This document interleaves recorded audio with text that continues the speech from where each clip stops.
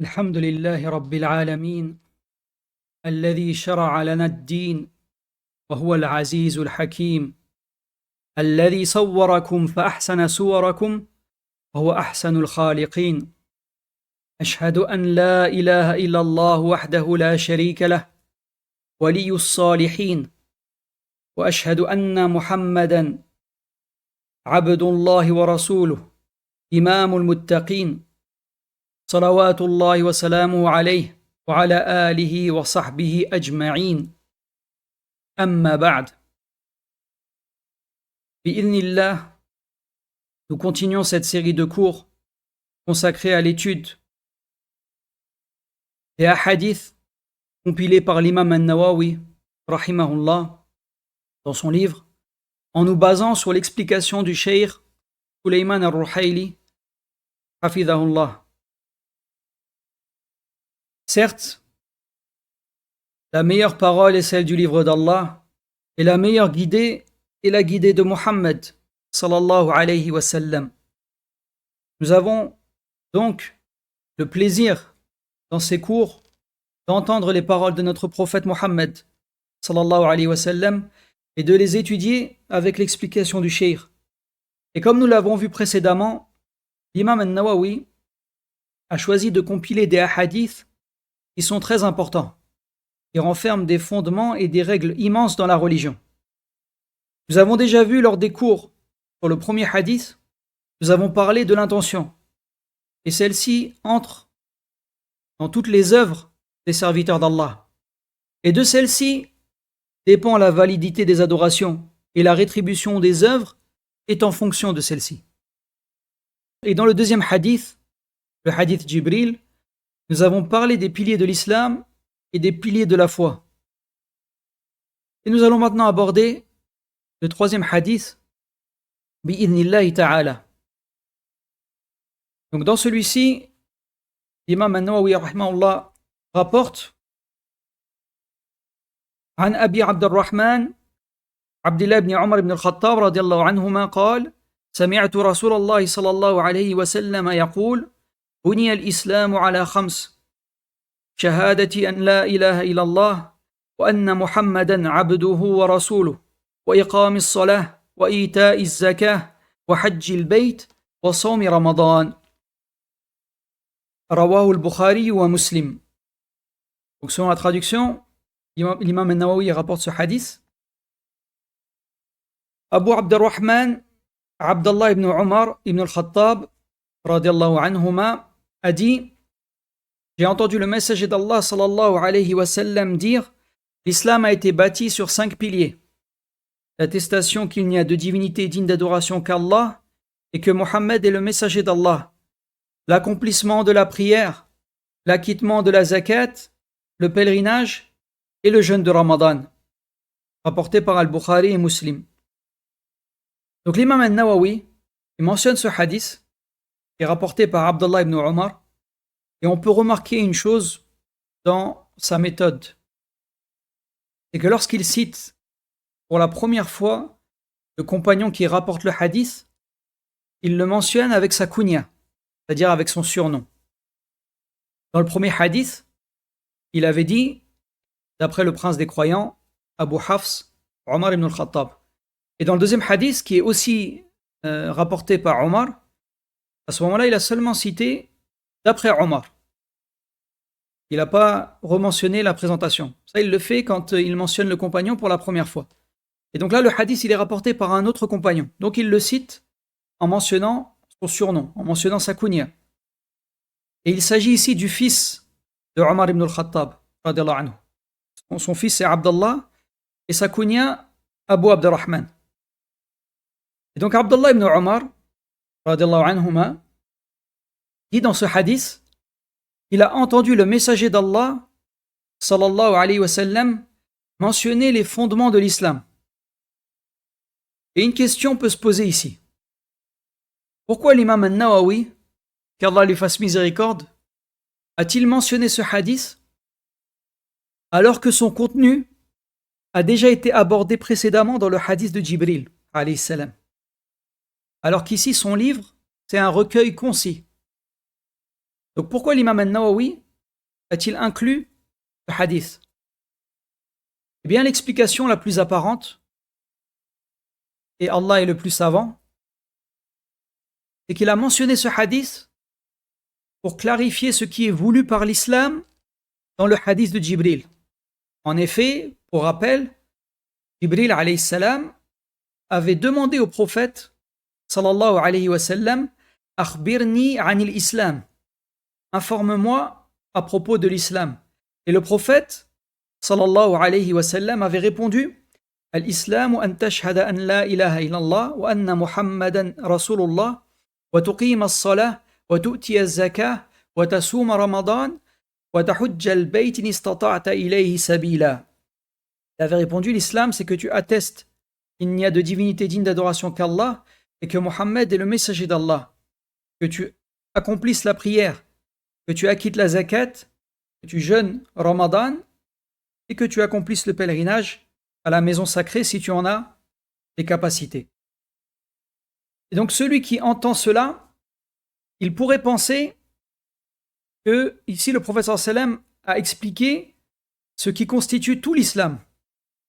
Et donc là, l'imam al-Nawawi rapporte le hadith d'Ibn Omar pour expliquer que ce qui est visé par l'islam dans le hadith de Jibril, ce n'est pas tout l'islam, mais les piliers de l'islam, les fondements majeurs de l'islam. Et donc, cela constitue une explication de ce qui est voulu par l'islam dans le hadith précédent, le hadith de Jibril alayhi salam. Et certains savants ont dit que ce hadith illustre l'importance des piliers de l'islam et que c'est pour cela que l'imam al-Nawawi rahimahullah l'a mentionné. Et dans le hadith, le prophète sallallahu alayhi wa sallam a dit Buni al-Islam, c'est-à-dire l'islam a été bâti. Et les savants disent que le verbe qui a été utilisé, buniya, le terme bâtir, en réalité dans la langue arabe, il s'applique à quelque chose de concret, de palpable, tel qu'une mosquée ou une maison. Et le prophète, sallallahu alayhi wa sallam, a rapproché ici une notion qui est abstraite, les piliers de l'islam, d'une chose qui est concrète, et ce pour faciliter la compréhension.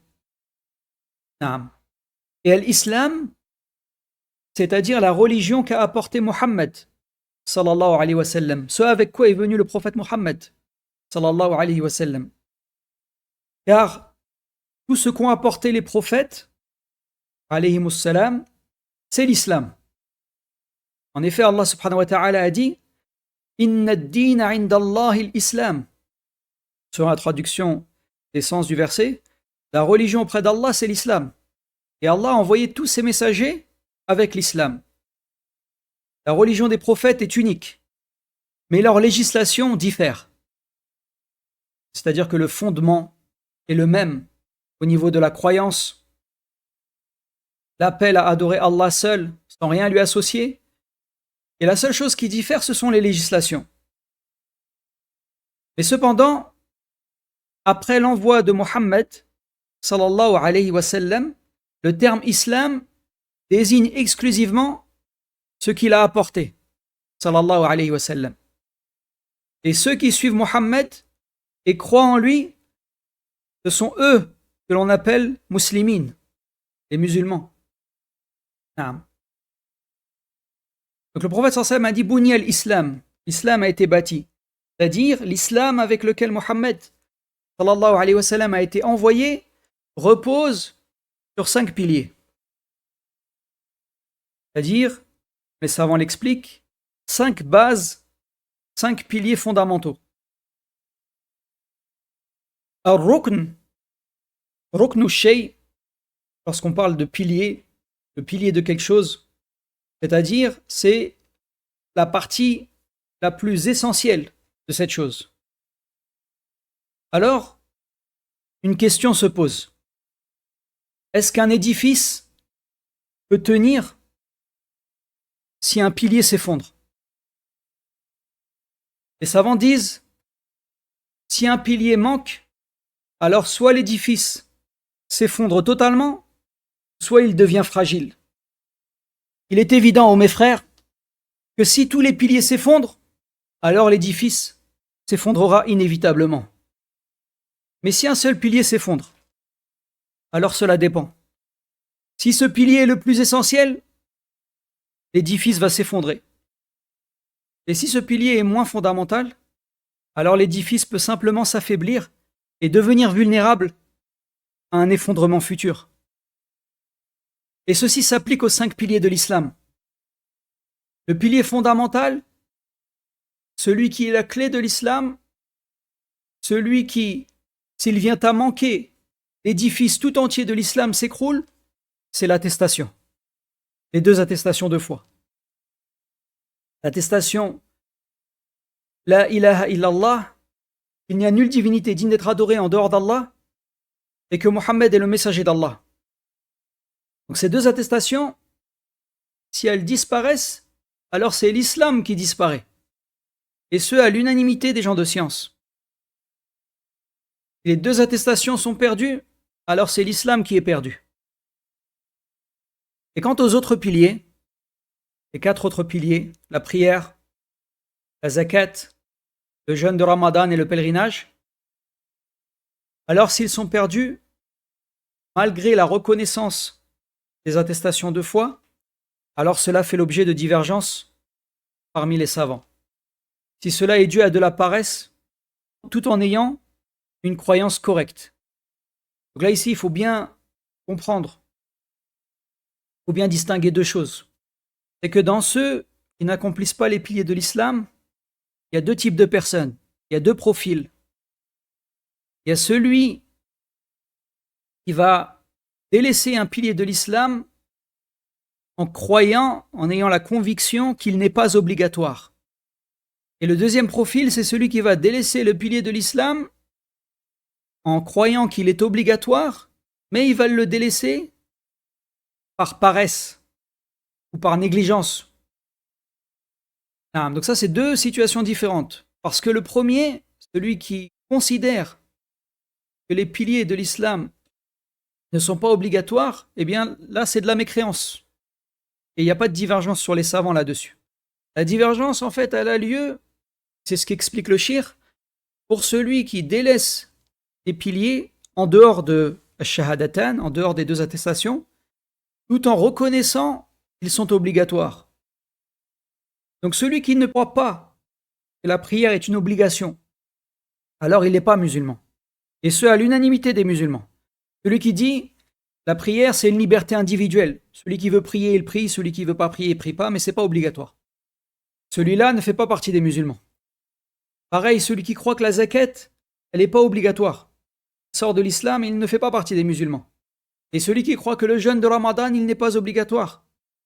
Eh bien, celui-là, de la même manière, sort de l'islam et il ne fait pas partie des musulmans.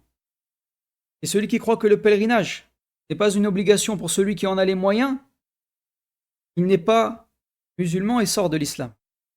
Mais quant à celui qui croit en leur caractère obligatoire, mais ne les accomplit pas par paresse, il ne prie pas, ne jeûne pas, ne fait pas le pèlerinage et il ne donne pas la zakat, alors il existe une divergence parmi les salafs.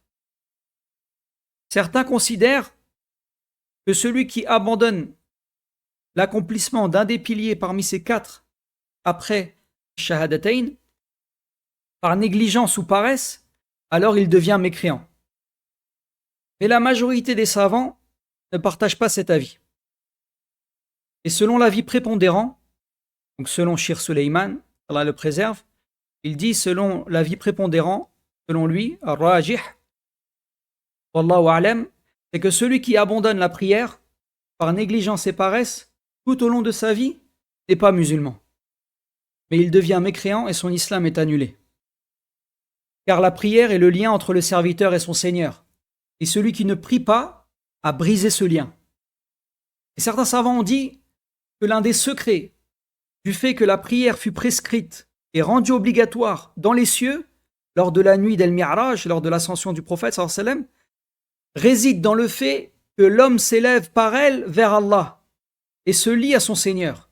Par la prière, il se lie à son Seigneur. Ainsi, celui qui la perd, perd ce lien. Et les preuves de cela sont nombreuses, et le temps dont nous disposons ne permet pas ici de les énumérer. Et quant aux autres piliers, les 3 autres piliers, la zakat, le jeûne et le pèlerinage, celui qui les abandonne par négligence ou paresse ne sort pas de l'islam, cependant, sa foi en est affaiblie et son islam devient faible. Et concernant les significations de ce qui est mentionné dans ce hadith, eh bien, elles ont été abordées et nous les avons vues, les avons évoquées dans le hadith de Jibril alayhi salam. Mais remarquez ici que dans ce hadith, qui est rapporté par An-Nawawi, le pèlerinage a été mentionné avant le jeûne.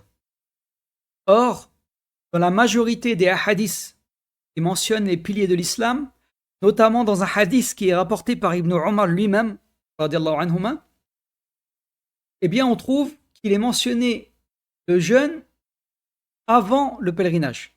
Le jeûne est mentionné avant le pèlerinage. En effet, dans une autre narration, dans un autre hadith, Ibn Omar radiallahu anhuma a dit Buniya al-Islam ala khams an yuwahhad Allah wa iqami as-salah wa ita'i az-zakah wa sawmi Ramadan wal hajj. Donc l'islam est bâti sur 5 piliers. Que l'on unifie Allah, l'accomplissement de la prière, le paiement de la zakat, le jeûne de Ramadan et le pèlerinage. Et un homme lui a alors dit, donc un homme qui était présent lui a alors dit wal hajj wa sawmi Ramadan, le pèlerinage et le jeûne de Ramadan, comme s'il voulait reprendre Ibn Omar sur l'ordre des piliers.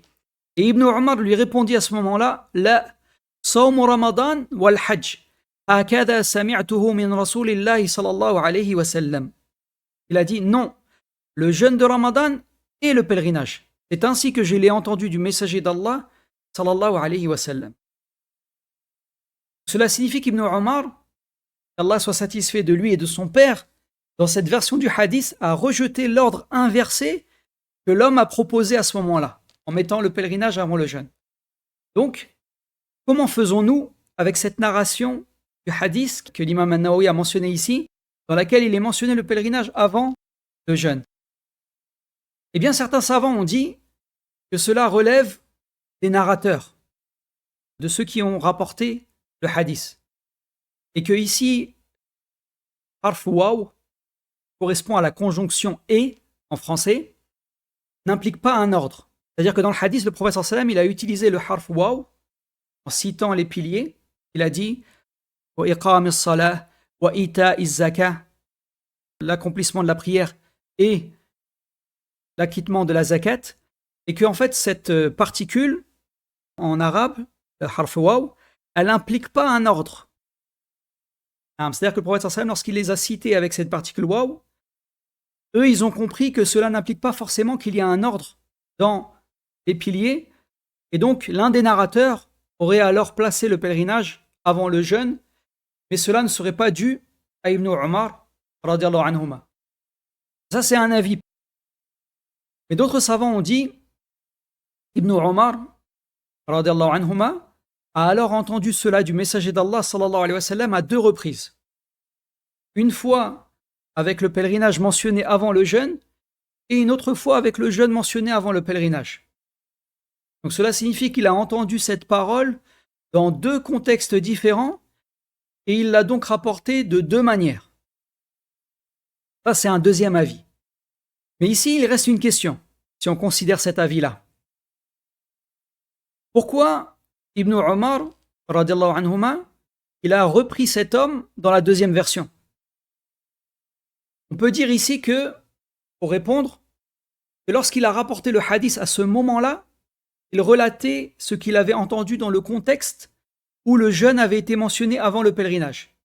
Donc ainsi, lorsque l'homme a dit le pèlerinage et le jeûne de Ramadan, Ibn Omar l'a repris parce qu'il rapportait la version où le jeûne précède le pèlerinage.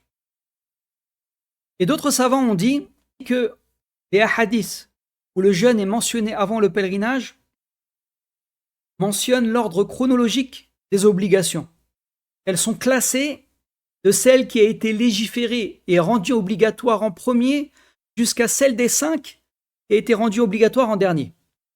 Le prophète sallam donc a mentionné toutes ces adorations-là par rapport au moment où elles ont été légiférées. Et donc, il est connu chez les savants que le jeûne de Ramadan, il a été rendu obligatoire avant le pèlerinage. Donc, si on se pose la question entre les deux, entre le pèlerinage et le jeûne de Ramadan, lequel a été rendu obligatoire pour la Ummah en premier, eh bien la réponse de manière unanime, c'est le jeûne. Donc ainsi, lorsque l'on place le jeûne avant le pèlerinage, cela reflète l'ordre chronologique des obligations. Et lorsque le prophète sallallahu alayhi wa sallam place le pèlerinage avant le jeûne, eh bien cela est par rapport à la supériorité de l'acte d'adoration, c'est-à-dire celui qui est meilleur. Et ici, le pèlerinage est considéré comme meilleur que le jeûne. Alors il l'a cité avant. Donc selon cet avis, et Cheikh Suleiman, Allah le préserve, il dit, et c'est l'avis le plus fort à mes yeux, le prophète sallallahu alayhi wa sallam a mentionné les deux ordres, l'un pour refléter l'ordre chronologique des obligations et l'autre pour refléter la supériorité des actes d'adoration.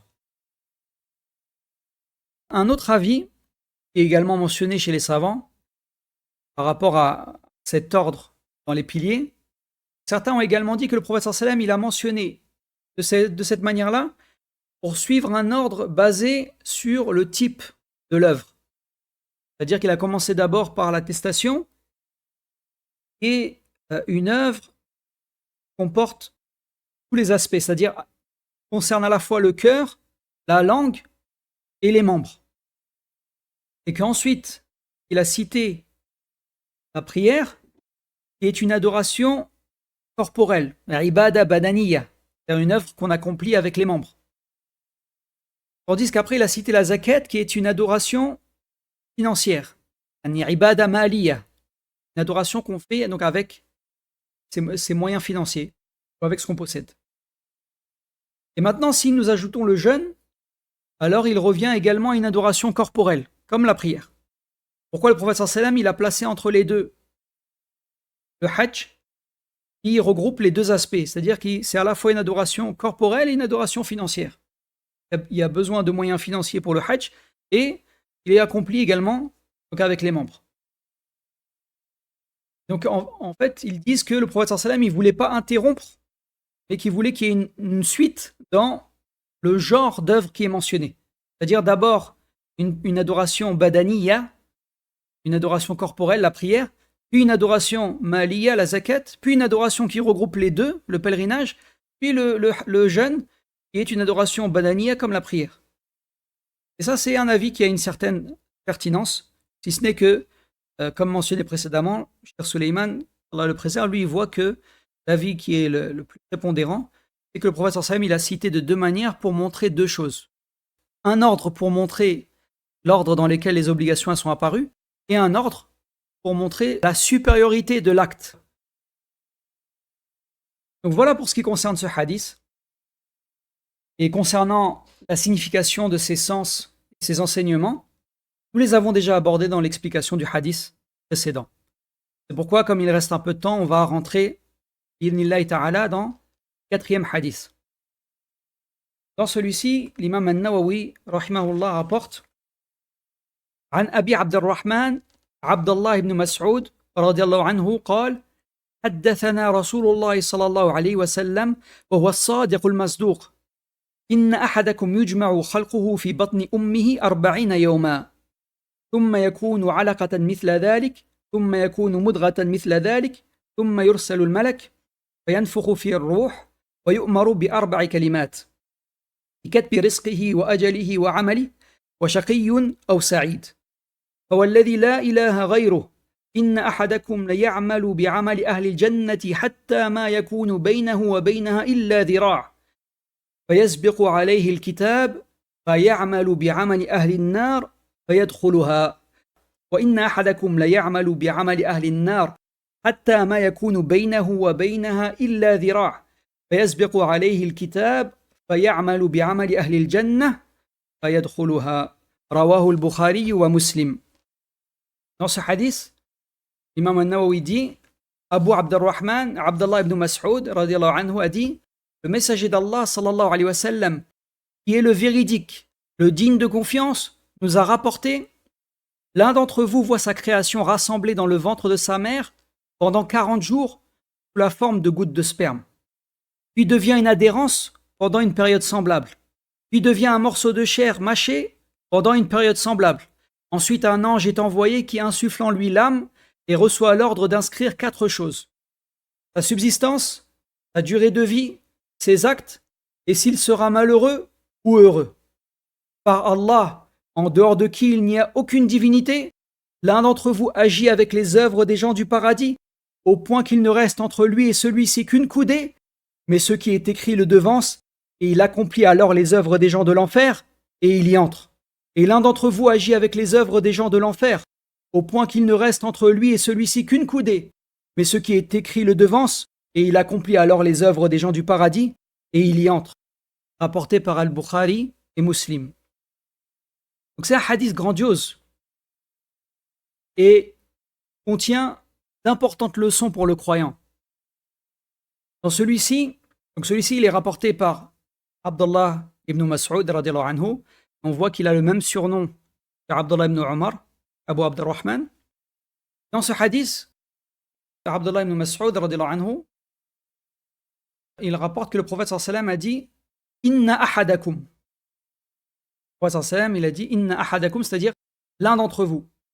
Et ici, donc, il s'adresse à ses compagnons. Et le sens, c'est l'un d'entre vous, ô fils d'Adam.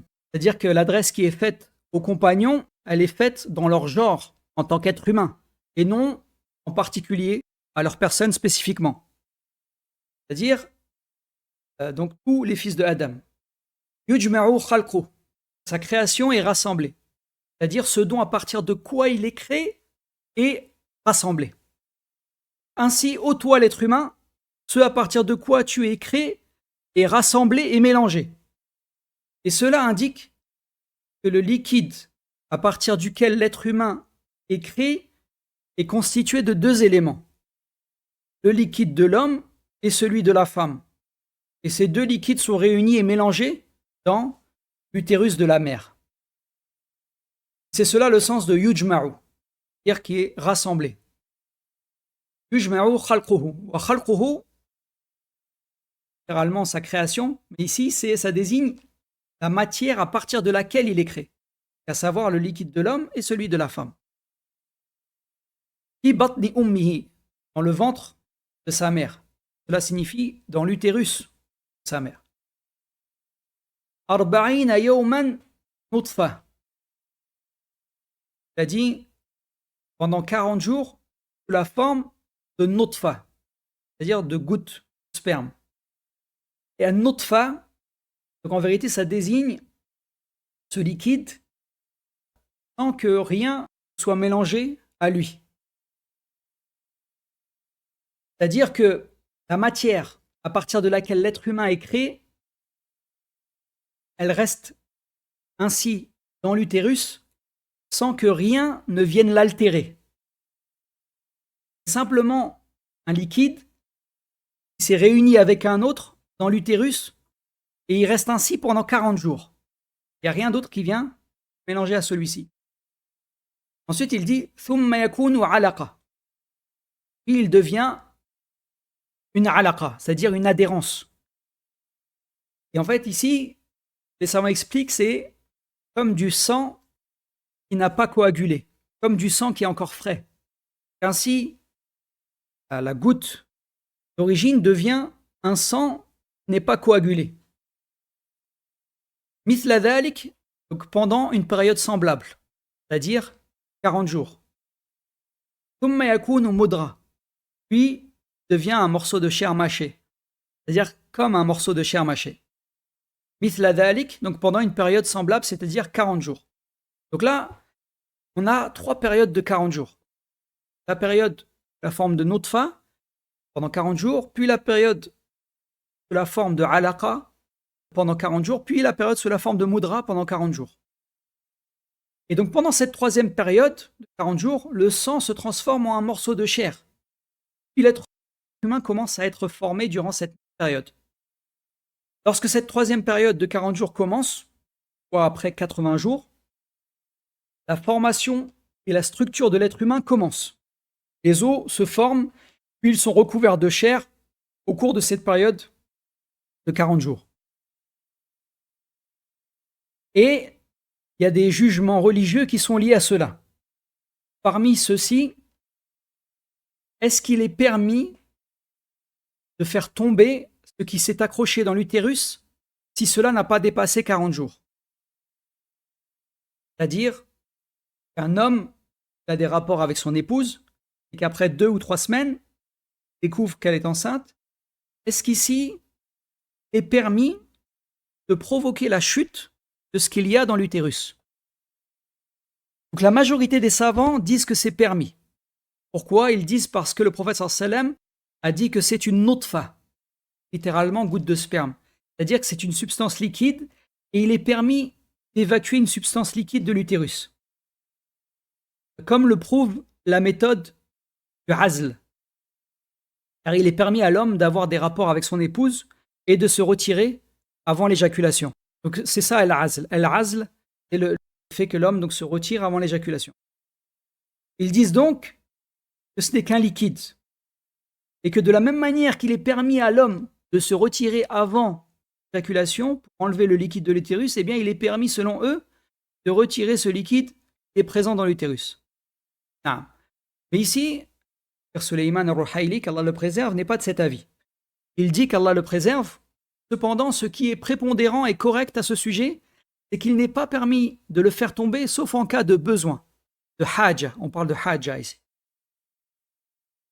Comme dans le cas d'une femme qui doit prendre un traitement, doit avoir des médicaments qui vont être incompatibles avec la grossesse, ou d'une femme qui a récemment accouché, ou dans des cas similaires.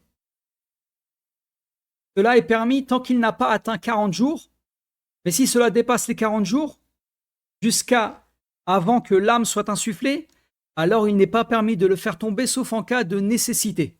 Là, on parle de darura. Par exemple, si les médecins disent que la grossesse met en danger la vie de la femme et que 3 médecins témoignent de cela, dans ce cas, cela est permis. Et dans tous les autres cas, cela n'est pas permis. Maintenant, on va reprendre un peu le kalem pour être sûr de bien le comprendre. Ici, en fait, le shir, il fait la distinction, donc il y a plusieurs choses. Il y a la période, c'est-à-dire que si on est avant les 40 jours, parce qu'on a vu que pendant les 40 premiers jours, donc l'étape, c'est une nutfa. Il y a certains savants, il a mentionné qu'il y a certains savants qui voient permis à ce moment-là de provoquer la chute qui est dans l'utérus. Et leur raisonnement, donc, c'est qu'ils font l'analogie avec la méthode du azl. L'homme se retire avant l'éjaculation. Et donc, ce que il a mentionné ici, c'est que lui, il n'est pas de cet avis-là. Il voit que ce n'est pas permis de le faire. Et également, ici, peut-être que l'analogie, elle est discutable. Parce qu'en réalité, le fait de se retirer avant, ce n'est pas la même chose que de retirer le liquide qui s'est mélangé et qui s'est installé. Donc, il y a cette période dans laquelle on se trouve, donc avant les 40 jours. Le cheikh, lui, dit que c'est permis pour la femme de provoquer la chute de ce qu'il y a dans l'utérus en cas de besoin. On parle de haja, c'est-à-dire en cas de besoin. Et la femme, elle doit suivre un traitement, par exemple, pour se soigner, et que le traitement, il est incompatible avec la grossesse, et qu'elle a besoin de ce traitement-là, eh bien, elle peut le faire, même si ça provoque du coup la chute. Ou, par exemple, elle a déjà eu une grossesse, et que donc du coup, là, elle retombe enceinte dans un délai qui est trop court. Alors, à ce moment-là, elle peut également faire. Par contre, si dépasse les 40 jours, jusqu'au moment où l'âme elle est insufflée, c'est-à-dire, on a vu que l'âme elle est insufflée, donc après les 120 jours. Eh bien, à ce moment-là, il est permis en cas de darura. La darura, c'est un degré qui est au-dessus de la haja. Darura, c'est la nécessité. C'est-à-dire que là, par exemple, il y a un véritable danger. Les médecins témoignent, des médecins compétents témoignent que là, si la femme est dans sa grossesse, il y a un danger pour sa vie. À ce moment-là, si elle est avant la période où l'âme elle est insufflée, eh bien, elle peut provoquer la chute qu'il y a dans l'utérus. Et sinon, le cheikh dit, donc, en dehors de cela, c'est pas permis. En dehors de tout cela, les autres cas, ça n'est pas permis. Ça, c'est par exemple un jugement qui découle de ce qu'a mentionné le prophète sallallahu alayhi wa sallam ici dans ce hadith. Et parmi les jugements qui en découlent également, si l'embryon chute après qu'il ait atteint les 80 jours, c'est-à-dire qu'il a complété 80 jours et il a entamé le 81e, ou il a des signes de formation corporelle, et qu'on voit qu'il commençait à se former, alors cela est considéré comme appel à nifas, eloshi, le sang qui va accompagner la chute du fœtus. Et on va considérer que c'est le sang d'Eloshi. Et concernant le jugement d'Eloshi, il est proche de celui des menstrues. La femme qui a l'Eloshi, elle ne prie pas et elle ne jeûne pas durant la période où il y a le sang. Mais il n'y a pas de période minimale. C'est-à-dire que dès qu'il n'y a plus de saignement, alors elle se purifie par le rousl et elle peut de nouveau prier et jeûner et avoir des rapports avec son mari. Et par contre, concernant la durée maximale d'Eloshi, elle est de 40 jours. Cela signifie qu'on ne doit pas dépasser les 40 jours. Même si, au-delà des 40 jours, il y a encore des saignements, eh bien, la femme doit se purifier par le rousl, doit reprendre la prière et jeûner. Et ce qu'elle fait par rapport aux saignements, c'est qu'elle place du coton, toute autre chose pour se préserver des saignements, et en faisant ses ablutions pour chaque temps de prière. Ici, si l'embryon il a atteint les 80 jours, ou qu'il apparaît sur lui des signes de formation corporelle, alors le sang qui va accompagner sa chute est considéré comme celui d'Eloshi. Et si on dépasse du coup les 40 jours, alors à ce moment-là, on considère que la femme donc, elle a le même jugement que celle qui a la métrorragie. C'est-à-dire qu'elle se purifie, elle reprend la prière, elle peut jeûner, etc. Mais par contre, elle doit donc faire ses ablutions chaque temps de prière. Donc on dit que le sang, c'est le sang d'Eloshi, mais par contre, ce n'est pas considéré comme une naissance, tant qu'il n'a pas encore eu l'âme. Mais par contre, ça implique les règles qui sont liées au Loshi. Et cela ne sera considéré comme une naissance que si l'âme a été insufflée dans le fœtus. Puis le prophète sallallahu alayhi wa sallam a dit, à la suite dans le hadith, « Thumma yursalu ilayhi al-malak » et l'ange lui est envoyé. Et par la grâce d'Allah subhanahu wa ta'ala, et c'est bien fait sur nous, Allah subhanahu wa ta'ala, il désigne un ange qui est assigné à l'embryon dans l'utérus de sa mère. Dès qu'il devient une nutfa, l'ange dit alors, ô Seigneur, c'est une nutfa. Puis lorsqu'il devient une alaqa, il dit, ô Seigneur, c'est une alaqa. Lorsqu'il devient une moudra, il dit, ô Seigneur, c'est une moudra. Il y a un ange qui est assigné à l'embryon dans l'utérus de sa mère. Et ce que Cheikh a mentionné ici, que l'ange constate à chaque étape en disant « Ô Seigneur, c'est une nutfa, ô Seigneur, c'est une alaqa, ô Seigneur, c'est une moudra », ça, c'est des choses qui sont tirées des autres narrations du hadith. Et donc, à partir des différentes narrations du hadith, justement, il y a généralement deux questions qui sont abordées. Parce qu'on a vu que l'ange, du coup, il est chargé donc d'inscrire 4 choses à l'être humain. La première question, c'est quand est-ce que ces 4 choses sont-elles inscrites? Alors, dans certains récits authentiques, il est rapporté que l'ange entre auprès de l'embryon lorsqu'il atteint 40 jours, ou 45 jours, ou 42 jours. Et il interroge sur ces 4 choses. Et il reçoit l'information de la part d'Allah subhanahu wa ta'ala et il les écrit. Et dans la version que nous avons ici, celle qui est rapportée par l'imam al-Nawawi, il dit que l'écriture a lieu après que l'embryon ait atteint les 120 jours. Les savants ont longuement débattu à propos de ce sujet. Et Cheikh Suleiman, il dit, je vais vous exposer ce que je pense être la meilleure synthèse adaptée à la brièveté de cette explication. Il apparaît, wallahu alam, que l'ange assigné à l'embryon, lorsque celui-ci se forme et entre dans l'utérus, l'ange interroge Allah subhanahu wa ta'ala lorsque l'embryon atteint 40 jours ou 42 jours. Il demande, est-ce que c'est un garçon ou une fille? Car avant cela reste un savoir qui appartient à Allah seul. et personne ne le sait en dehors d'Allah. Une fois que l'embryon atteint 40 ou 42 jours dans l'utérus, l'ange interroge Allah, est-ce que c'est un garçon ou une fille? Et Allah l'en informe. Et l'ange apprend alors s'il s'agit d'un garçon ou d'une fille, et l'ange interroge aussi sur les 4 choses qui sont mentionnées dans le hadith et dont nous parlerons bi'idhnillah. Donc les 4 choses, l'écriture de la subsistance, la durée de vie, ses œuvres, s'il sera heureux ou malheureux. Et ça, ces choses-là, on les verra en détail, probablement dans le cours de la semaine prochaine. Bi'idhnillah ta'ala. Et là, ici, ce qui est voulu, c'est à partir de quel moment ces choses-là sont inscrites. L'ange, au niveau du 40 ou du 42e jour, demande est-ce que c'est un garçon ou une fille, et il demande à propos de ces 4 choses. Et Allah subhanahu wa ta'ala lui en informe, donc alors l'ange les inscrit auprès de lui. Puis, à 120 jours, Allah envoie de nouveau l'ange qui entre dans l'utérus, insuffler l'âme dans le fœtus et inscrit ces 4 choses pour lui, c'est-à-dire pour le fœtus. Donc selon ce que le cheikh il résume, c'est qu'en vérité, selon cette interprétation-là, il y a 2 moments où se produit l'inscription. Le premier moment, c'est lorsque l'embryon atteint 40 ou 42 jours, et ici, c'est une inscription pour l'ange. C'est-à-dire l'ange, il l'inscrit, il le garde auprès de lui. Et la deuxième, c'est lorsque le fœtus atteint 120 jours et que son âme lui est insufflée. Et donc, cette-ci, c'est une inscription pour le fœtus. C'est la façon la plus précise de concilier entre les différentes narrations. Et la deuxième question, ça c'était la première question, quand a lieu l'écriture des 4 choses? La deuxième question, c'est quand le fœtus est-il formé et à quel moment l'âme y est insufflée? Donc le sens apparent du hadith que nous avons ici est très clair. L'âme est insufflée lorsqu'il atteint 120 jours et le fœtus est déjà formé. La formation ayant lieu dans les derniers 40 jours, dans la dernière période de 40 jours.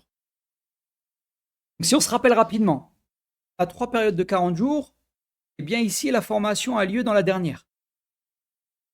Cependant, certaines narrations qui sont authentiques indiquent qu'il est formé à 40 jours ou 42 jours. Donc cela a été l'avis de certains savants et de plusieurs médecins. Les savants en ont discuté longuement. Et ici, donc le cheikh, il va nous résumer cela selon ce qui lui apparaît. Il dit, ce qui m'apparaît, et Allah est le plus savant, c'est que le fœtus commence à être dessiné et esquissé lorsqu'il atteint 40 jours ou 42 jours. C'est-à-dire ses yeux, sa bouche, son visage, ses mains, ses pieds sont esquissés.